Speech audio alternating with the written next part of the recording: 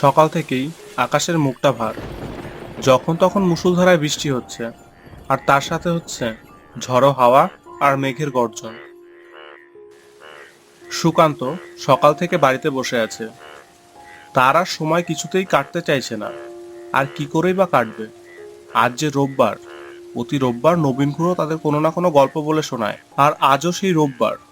আজকের গল্পের আসরটা হয়তো বসবে না, তাই সুকান্ত মন খারাপ করে বসে আছে। মিনিট 15 পর বৃষ্টিটা একটু কমে যাওয়ায় সুকান্ত এক হাতে একটা টর্চ আর এক হাতে একটা ছাতা নিয়ে বেরিয়ে পড়ে। উদ্দেশ্য একটাই, নবীন খুড়োর কাছে গল্প শোনা। নবীন খুড়ো মানে নবীনচন্দ্র চাটুর্যে জীবনে এত জায়গায় ঘুরেছে যে তার অভিজ্ঞতার ভান্ডার প্রচুর। আর তার মুখে তার অভিজ্ঞতার কথা শুনতে সুকান্ত আর বিল্টুর খুবই ভালো লাগে। সুকান্ত হাঁটতে হাঁটতে বিল্টুর বাড়ির উঠানে প্রবেশ করে।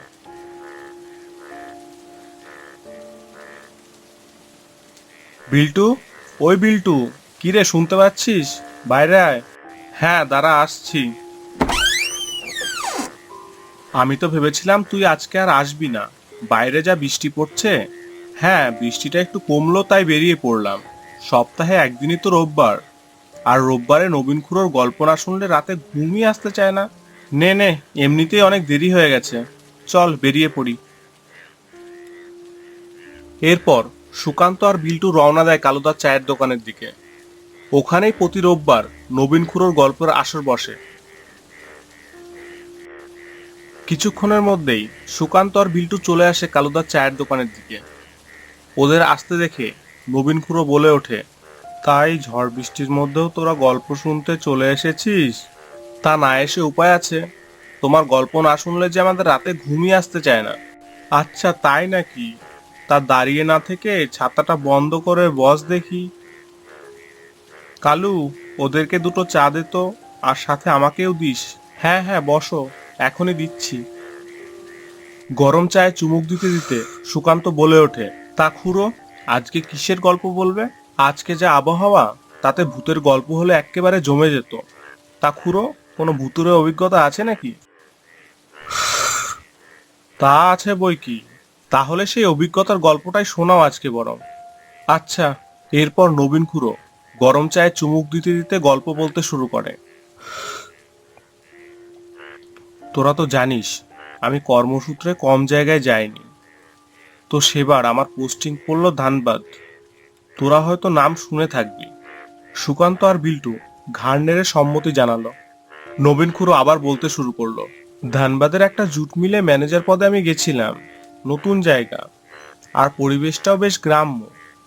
সারাদিন মিলে সবকিছু দেখাশোনা করি, রাতে কোয়ার্টারে গিয়ে ঘুমাই।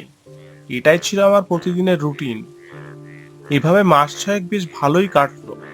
সমস্যা শুরু হলো এরপর থেকে। আশ্বিনের শুরু, সবে হালকা হালকা ঠান্ডা পড়া শুরু হয়েছে। একদিকে যেমন কাজের চাপ বাড়ছে, আর একদিকে মিলে কাজ করা লেবারের সংখ্যা কমছে। এভাবে হতে থাকলে সময়ের মধ্যে কাজ কমপ্লিট করা অসম্ভব হয়ে যাবে। তাই ওদের মধ্যে একজনকে ডেকে বললাম, তা নির্মল, কয়দিন ধরে দেখছি অনেকেই কাজে আসছে না। তা কি ব্যাপার, তুমি কি কিছু জানো? আজ্ঞে বাবু, আপনি তো এখানে নতুন এসেছেন, তাই আপনি হয়তো জানেন না। তা জানি না। কি ব্যাপার, একটু খুলে বলো তো বাপু।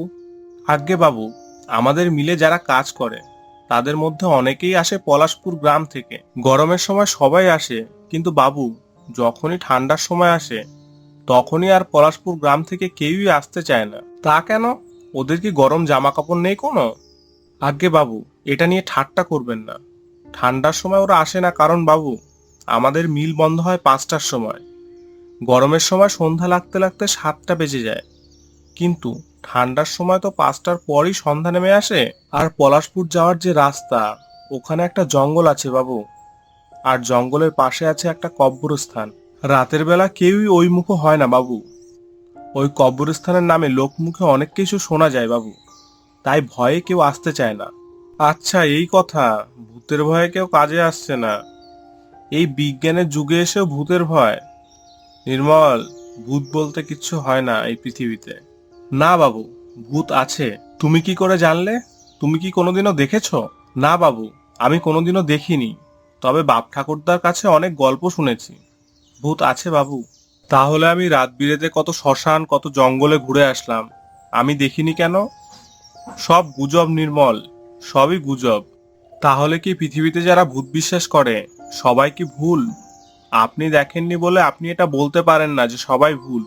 আচ্ছা, আমি যদি প্রমাণ করে দিই ভূত নেই, তাহলে কিভাবে প্রমাণ করবেন বাবু? তুমিই তো বলছো পলাশপুর জঙ্গলে ভূত আছে। আমি যদি ওখানে এক রাত কাটাতে পারি তাহলে তো বিশ্বাস হবে যে ভূত নেই। না বাবু, এই ভুলটা করবেন না। আপনার আগে যে বাবু ছিল সেই বাবু ওই একই ভুল করেছিল। তারপর থেকে ওনার এখনো কোনো খোঁজ পাওয়া যায়নি বাবু। হয়তো তার অন্য কোনো কারণ থাকবে। এরপর নির্মল আমাকে অনেক বোঝানোর চেষ্টা করলো, কিন্তু কে শোনে কার কথা। তখন আমার বয়স প্রায় 30, রক্ত গরম, তাই নির্মলের কথার কোনো তোয়াক্কাই করলাম না। রাতের বেলা একটা টস আর এক ফ্লাক্স চা নিয়ে চললাম পলাশপুর জঙ্গলের দিকে। আমাবস্যার রাত, তাই চারিদিক ঘুটঘুটে অন্ধকার। তার মধ্যে মেঠো পথ দিয়ে আমি চলতে শুরু করলাম। হালকা হালকা ঠান্ডা লাগছে, শীতের শুরু, তাই হালকা হালকা কুয়াশাও পড়েছে চারিদিকে।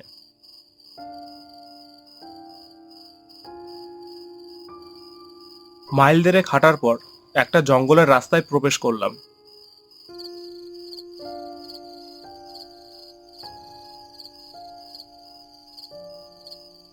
জঙ্গলের মধ্যে কিছু দূর আসার পর চারিদিক টর্চ মেরে ভালো করে দেখতে লাগলাম।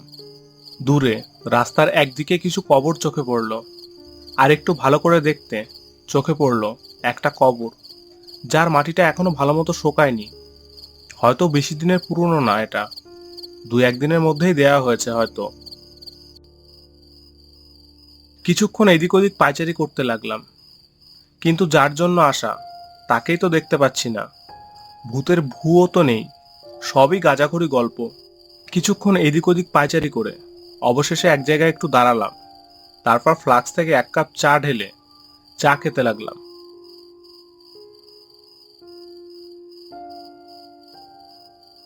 চায়ের শেষ চুমুকটা দিয়ে কাপটা মাটিতে ফেলতেই একটা জিনিস লক্ষ্য করলাম। চারিদিকটা কেমন যেন নিস্তব্ধ হয়ে গেছে, অথচ কিছুক্ষণ আগে অবধি ঝিঝি পোকার ডাক আর মশার উৎপাতে এখানে থাকাই যাচ্ছিল না।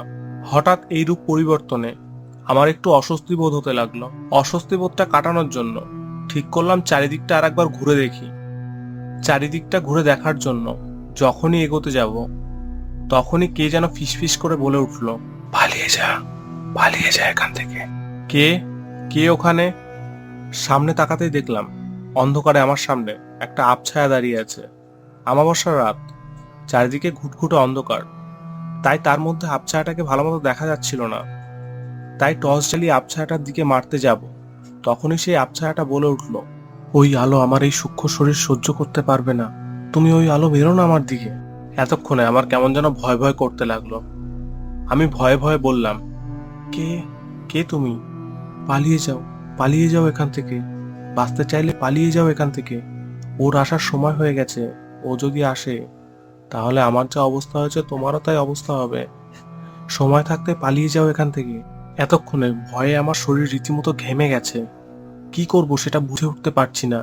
মনের মধ্যে একদিকে যেমন ভয় কাজ করছে, আর একদিকে জানতে ইচ্ছে করছে সেই আবছায়াটা কে।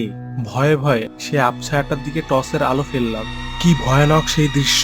আলো ফেলার কিছুক্ষণের মধ্যে আবছায়াটা জঙ্গলের মধ্যে কোথায় যেন সরে গেল, আর বলতে লাগলো, পালিয়ে যা, পালিয়ে যা এখান থেকে, বাঁচতে চাইলে পালিয়ে যা। এরপর আমি ভয়ে দৌড়াতে দৌড়াতে কোয়ার্টারে গিয়ে উঠি। তারপর আমি প্রায় বছর 3 ছিলাম ধানবাদ, কিন্তু আর কোনোদিনও সেই পলাশপুরের রাস্তায় আমি ভুলেও যাইনি। আচ্ছা খুড়ো, যে তোমাকে সাবধান করলো চলে যাওয়ার জন্য, সে কে ছিল তুমি কি জানতে পেরেছিলে? না, তবে আমার যা মনে হয় সে আমার আগে আসা ম্যানেজারই ছিল হয়তো, যাকে প্রায় 6 মাস ধরে খুঁজে পাওয়া যাচ্ছিল না।